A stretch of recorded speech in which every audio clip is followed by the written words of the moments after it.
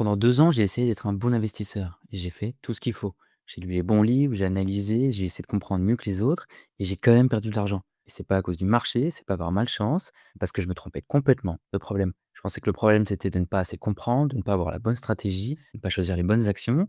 Le vrai problème n'avait rien à voir avec tout ça. Et c'est exactement ce que font la plupart des investisseurs sans même s'en rendre compte. Et dans cette vidéo, je vais partager les leçons les plus importantes que j'ai apprises en 7 ans d'investissement. Certaines de ces leçons m'ont coûté de l'argent, certaines, je les ai vues détruire des portefeuilles autour de moi, et la plupart, personne n'en parle. Pas parce que c'est compliqué, mais parce que c'est pas sexy et c'est pas ce que les gens veulent entendre. Alors, on va pas parler de l'action du moment aujourd'hui, on va pas parler de la stratégie parfaite pour 2026, on va parler de ce qui fait réellement la différence sur le long terme. Et je vais te donner 6 principes, 6 leçons concrètes tirées de mon expérience. Mais avant de rentrer dans les 6 principes, il y a une idée centrale que je veux poser maintenant. L'idée qui va donner du sens à tout ce qui suit. En bourse, l'objectif n'est pas de gagner le plus possible, l'objectif, c'est d'éviter les erreurs qui détruisent son capital. Alors je sais que ça paraît évident, mais dans les faits, presque personne n'investit avec cet état d'esprit. La plupart des investisseurs cherchent à maximiser leurs gains, à trouver la prochaine grande action, à surperformer le marché, et c'est exactement ça qui les fait échouer. Parce que quand ton obsession c'est de gagner, tu prends des risques que tu ne devrais pas prendre. Tu gardes des positions que tu devrais couper, et tu suis des narratifs qui te font sentir malin jusqu'au moment où elles s'effondrent. Et donc inverser la question change tout.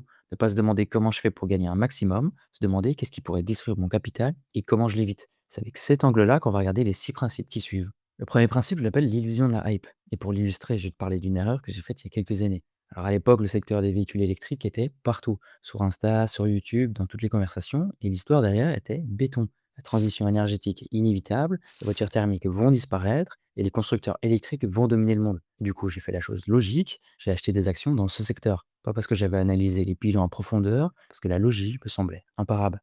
Et du coup, j'ai acheté une action en particulier, Workhorse Group, un fabricant de camionnettes électriques, et j'y ai mis de l'argent, alors pas énorme, et pendant une période, l'action est quand même montée. Mais qu'est-ce qui s'est passé ensuite? L'action a chuté de plus de 80%. La logique était bonne, l'histoire était réelle, mais le cours de l'action avait déjà intégré toutes ces anticipations et bien plus. Et c'est ça le piège de la hype. Quand tout le monde parle d'un secteur, c'est pas parce que l'opportunité est là, c'est souvent parce que l'opportunité est déjà passée. Le marché anticipe quand l'information est publique, elle est déjà dans le prix, et la bonne logique ne suffit pas. Ce qui compte, c'est le prix que tu paies. Du coup, la leçon ici, c'est suivre une hype, c'est confondre une belle histoire avec un bon investissement. Et c'est pas du tout la même chose. Le deuxième principe touche à quelque chose que presque tous les investisseurs débutants partagent. C'est l'obsession de battre le marché. Quand tu commences à investir, tu te dis si j'achète un ETF monde, je vais faire exactement comme tout le monde. C'est pas ambitieux et c'est pas intéressant. Alors tu veux faire mieux, tu veux sélectionner les meilleures actions, les meilleurs secteurs, les meilleurs moments pour entrer et sortir.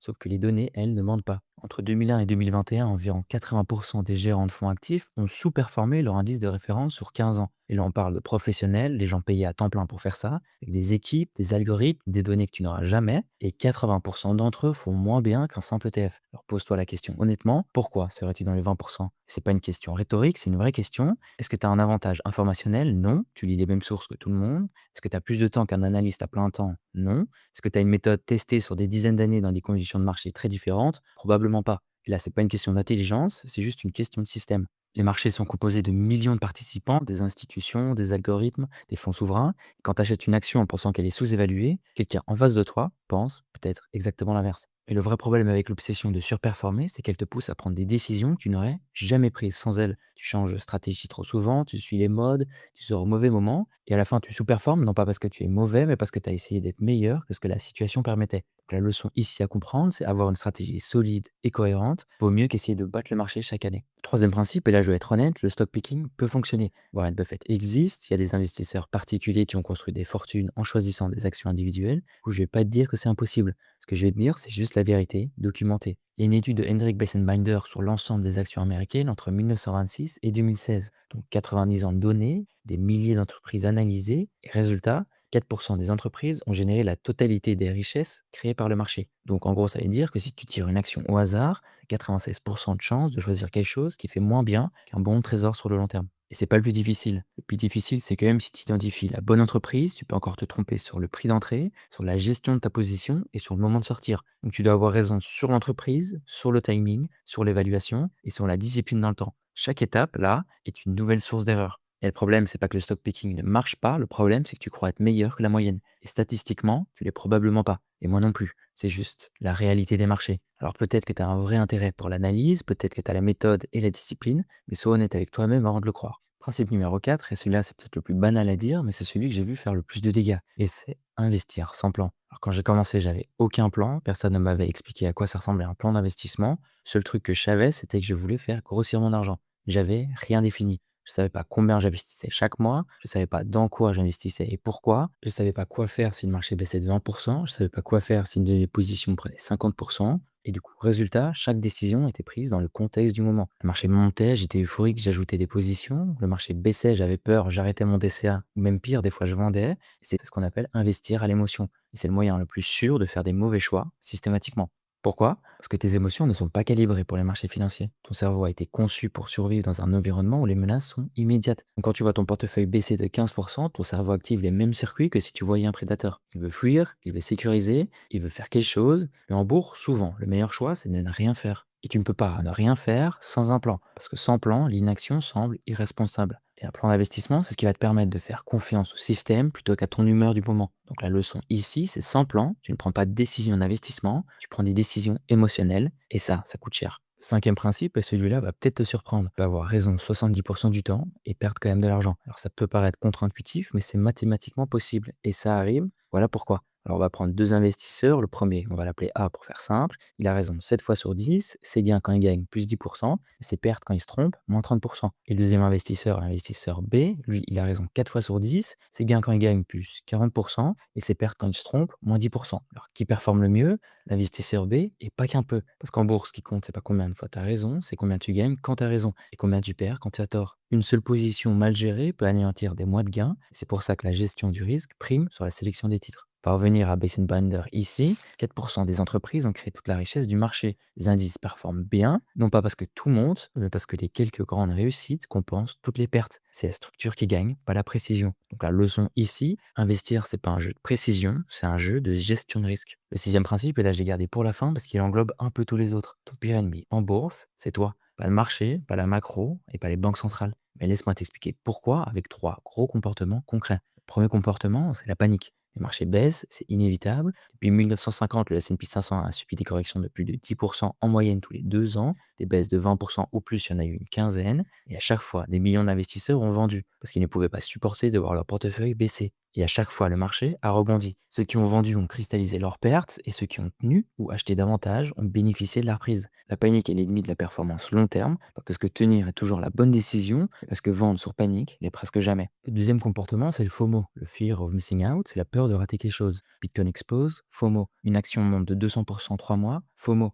Un secteur entier en feu, FOMO. Et le FOMO te pousse à entrer sur des positions au pire moment, au sommet de l'euphorie, quand le risque est maximal et quand la marge de sécurité est complètement nulle. Alors, j'ai acheté des actifs sous l'effet de FOMO et à chaque fois, j'ai acheté trop tard, trop cher et sans vraie conviction. Et le FOMO, c'est pas un signal d'opportunité, c'est un signal de danger. Et le troisième comportement, c'est la suractivité. Et plus on intervient sur son portefeuille, moins on performe. Ça paraît peut-être pas intuitif, on a l'impression que gérer activement son investissement, c'est être responsable, c'est être sérieux, mais en réalité, chaque intervention est une source de friction, des frais, des décisions prises dans le mauvais contexte, des positions coupées trop tôt ou gardées trop longtemps. Il y a une étude de Fidelity qui circule beaucoup, dont l'authenticité est débattue, mais le message est pertinent. Les clients qui avaient le mieux performé sur une décennie avaient un seul point en commun, ils avaient oublié qu'ils avaient un compte. Incapables de trop penser, ils avaient juste laissé faire le temps. Et la bourse récompense la patience, pas l'activité. Donc la leçon ici, c'est que ton comportement est plus déterminant. Ta stratégie. Tu peux avoir la meilleure stratégie du monde, si tu paniques, si tu suis le FOMO, ou si tu touches trop souvent ton portefeuille, tu vas détruire ta performance. Et maintenant, si tout ce que je viens de dire est vrai, c'est quoi la solution? Mais avant de passer à la suite, tu peux me dire dans le commentaire si tu as déjà fait une ou même plusieurs de ces erreurs. Je lis tous les commentaires. Alors la solution, elle est simple, mais peut-être trop simple pour être sexy. Et c'est exactement pour ça que personne n'en parle. Une bonne stratégie d'investissement doit tenir en une phrase. Et si tu sais pas l'expliquer en une phrase à quelqu'un qui n'y connaît rien, c'est qu'elle est peut-être trop complexe. Et la complexité, on l'a vu, travaille contre toi. Eh bien, elle ressemble à ça, investir dans des ETF diversifiés et peu coûteux, quoi qu'il se passe sur les marchés, et ne jamais y toucher. Alors oui, ça m'arrive aussi d'avoir quelques actions individuelles quand j'ai des vraies convictions, mais le cœur de ma stratégie reste hyper simple. Pas besoin d'analyser 50 rapports annuels, pas besoin de suivre les news en temps réel, pas besoin de trouver la prochaine pépite, zéro timing de marché, juste de la régularité. C'est ce que j'aurais voulu comprendre dès le début. La complexité ne génère pas de performance supplémentaire, elle génère des coûts, des erreurs et du stress.